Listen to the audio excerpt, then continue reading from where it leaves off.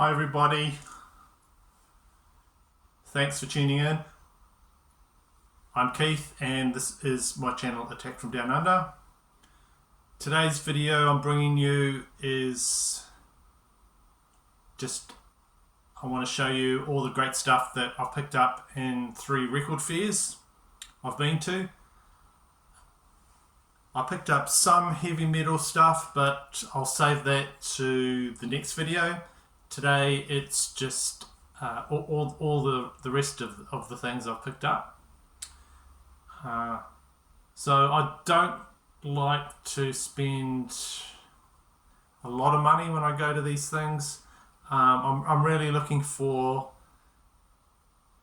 gaps, pick up things that just fill in gaps in my collection. And if I see rare records, I will grab them.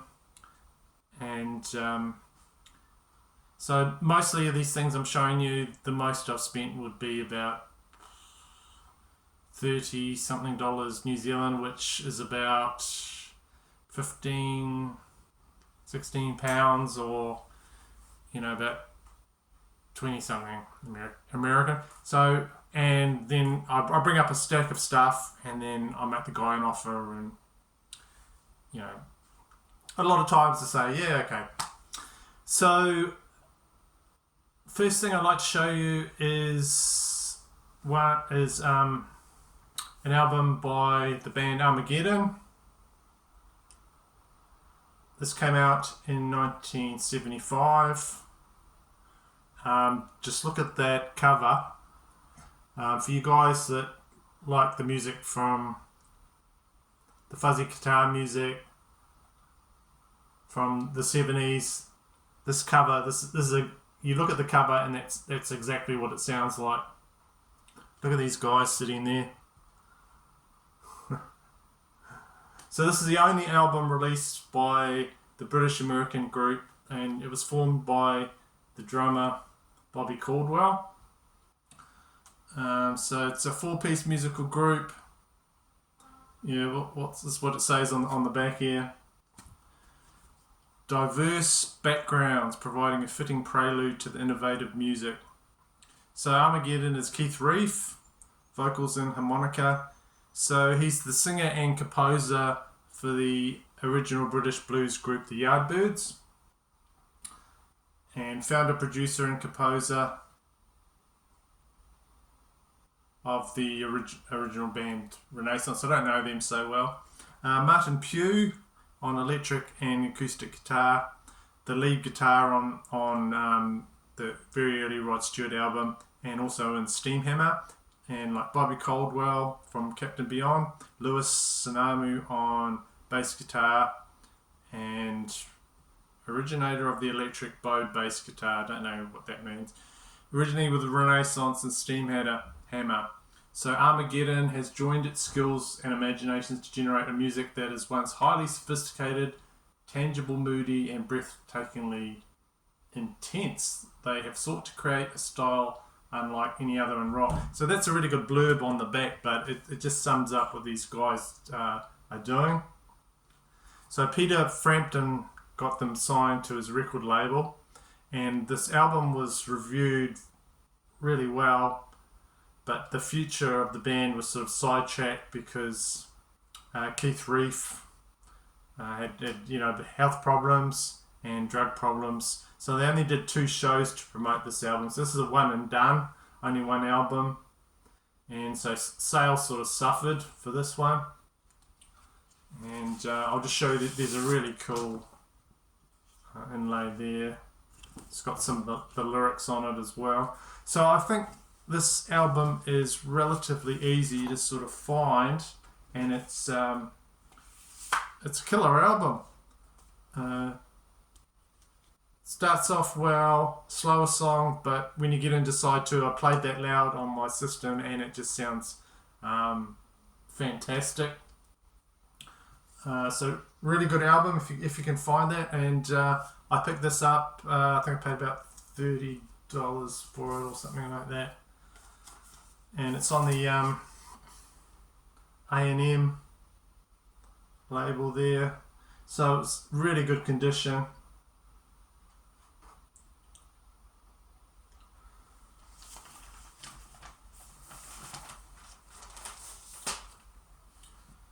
So yeah, just looking at that cover, there's guys sitting around there, cool guys, and then they're turned into rocks in the back there. So unfortunately, Mr. Reef died. He apparently got electrocuted while playing guitar, and the group just went back to their respective bands after all that. But just amazing one-off record, and if you find it, grab it. So that was probably one of my favourite things that I picked up from the record fairs I've been to. And one I went to just out of town, I was talking to the guy, and he said he'd picked up an 80s collection of a lot of records, and all of them were in good condition. At least, the records were. So I went through, and I don't know if anyone else has sort of noticed this thing, but 80s records are getting harder to sort of find where I am. The classic ones in good condition.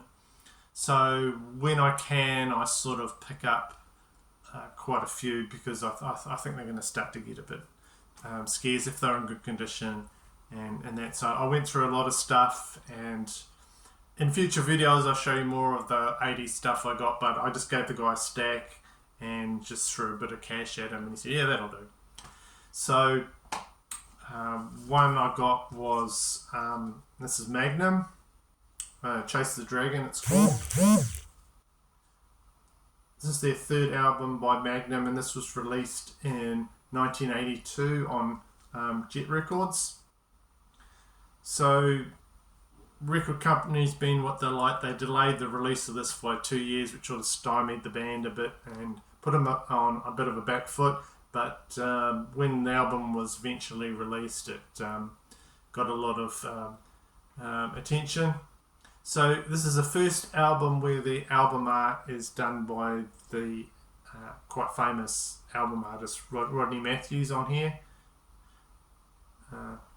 So the artwork was supposed to be spread over like a large gatefold. The artist was prepared to do all that, but then of course the record company cheapened, wouldn't give them the money to do the full artwork on this thing. So that's all we got, but it would have been greater to have like a gatefold opening up with this cool artwork. So yeah, with printing expenses, the whole concept for that cover was cut back.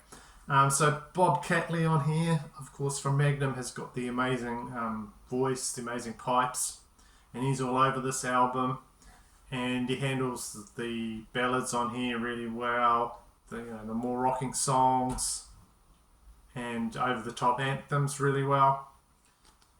So if you've heard the latest album, the last album from Magnum, and he does a good job on that as well. So I picked up that. I'll just show you the vinyl.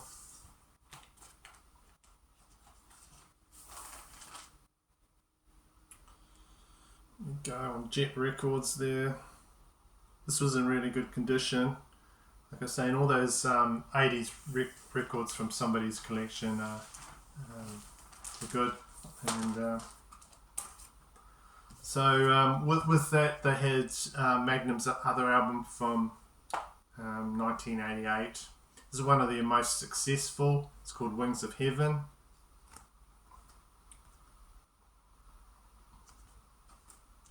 Yeah, another good album from them. And that's on another label, Polydor. Go.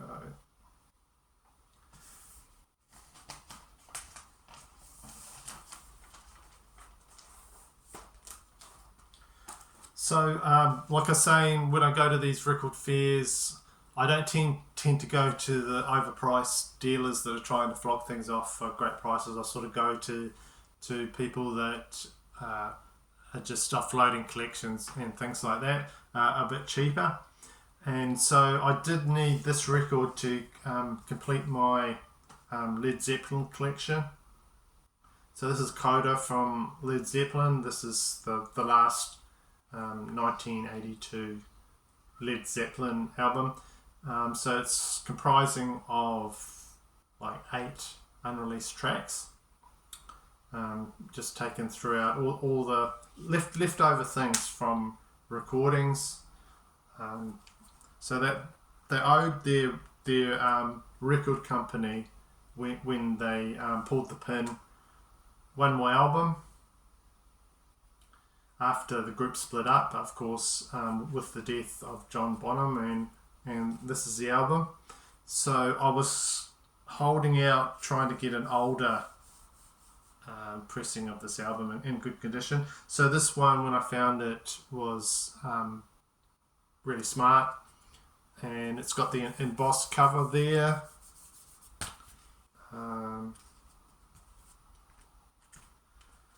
And it's a gatefold. So just the studio albums, that sort of completes my collection.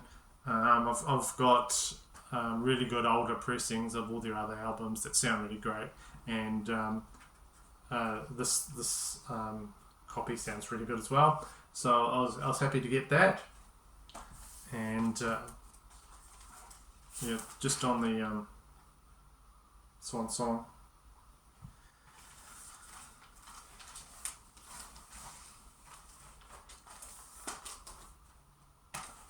So I didn't pay a whole lot for that, which I was pleased with, and it was in good condition. So we're going into punk territory here. One that I was really happy to find because I've been looking for it for quite a while, and that's the album from the Saints called I'm Stranded.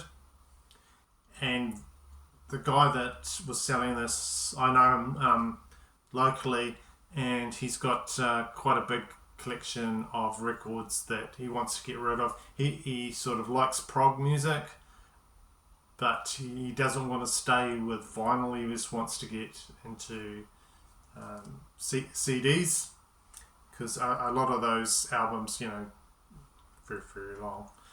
And, just so he's selling a lot from his private collection. And like I was saying, I just bring a bundle up and he gives me a price on it. He really looks after me. So this is an influential Australian punk rock group formed in Brisbane in 1973 called Saints. And I picked up a couple of their albums from that seller. He's got a few more that I might pick up, I don't know. And this one came out in 1976. So this punk rock album actually predates Sex Pistols. So they had their own sort of punk guitar sound and helped to usher in a lot of punk rock music in Australia. This band was founded by Chris, he's a singer-songwriter, Chris Bailey, and drummer Ivan Hay, and another songwriter in the band is the guitarist Ed Kepper. So this was generally ignored in Australia to begin with, and their debut single was called I'm Stranded, which is actually a really good song. What else is there? There's cover versions. There's a cover version here of the song, what's it called? Wild About You. Just there, it's like a 2.5 minute song there. And that's from the band Missing Link, I understand. So, yeah, I'll just show you the vinyl for that one.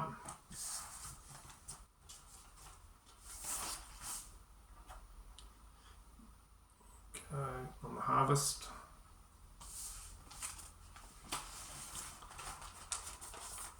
So while I was getting that, he did have a lot of other Saints albums, and I picked up this one as well. So this is the album by the Saints, A Little Madness to Be Free, 6th album from them.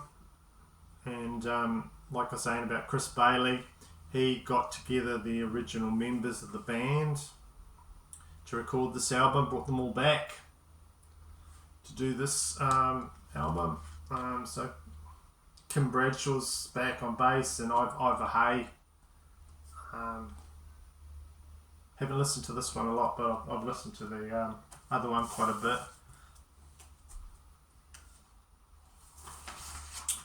And that is on the New Rose label there. So all these albums I'm showing you really good condition.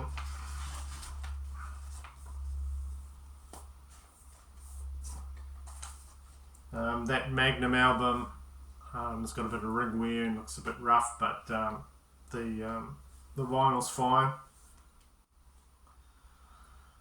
Okay, another one I picked up was I'm trying to get quite a few of the catalogue from King Crimson. I like their albums. So this one is called Discipline, and I saw that there, so I grabbed that one.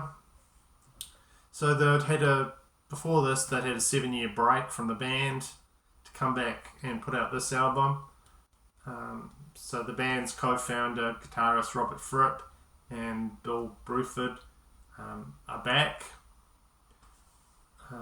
in the lineup. So obviously got some more musicians on this as well. This was released in 1981. Quite experimental, like some of their other albums.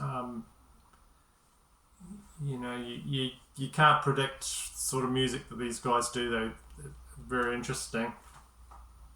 Jazzy, weird sort of music, if you don't know them. So this cover design is a Celtic design, and apparently it sort of represents power and infinity. Pretty plain back cover there. There's another one I picked up, very cheap. I don't know what sort of release this is, but it sounds good on my turntable. On that label, I don't think I have anything from EG Records.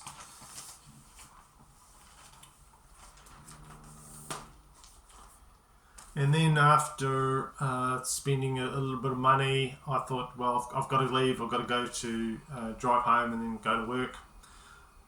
So as I was leaving, I just had a little glance around at some of the places, and just one thing caught my eye as I was leaving, and it was just a single. There was people there that were selling singles, and this one is from Jellyfish,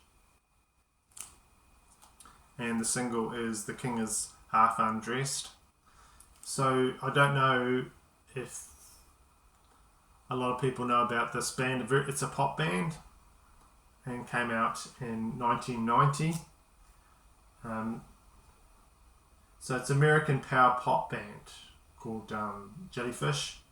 So this single, Half Undressed, is their first single from the album that they brought out in 1990. And this is the album here. What's it called? Belly Bottom, I think. Here we go.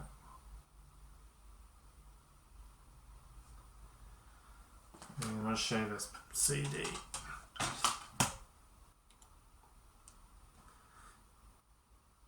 So they were putting out like power pop at the time when got grunge and things like that. So there wasn't a massive amount of interest for these guys, and they sort of talked about what these guys were wearing more than their music, but they've got great sort of pop music there, just something different. They released one more album, I think it's called Spilt Milk, and broke up in 1994 because of poor album sales, but just a really sort of fun band to listen to. A lot of musical styles in this band. Sort of they've got influences of classic rock, like Supertramp and Queen. You hear it in these guys' songs. So very hard to find on vinyl. So as I was leaving, when I saw this, I thought, oh yeah, I'll grab that. It was only like $5 or something like that. They've recently reissued this album here and another one, but I wouldn't pick it up because it's just those records apparently really poor sounding and disappointing.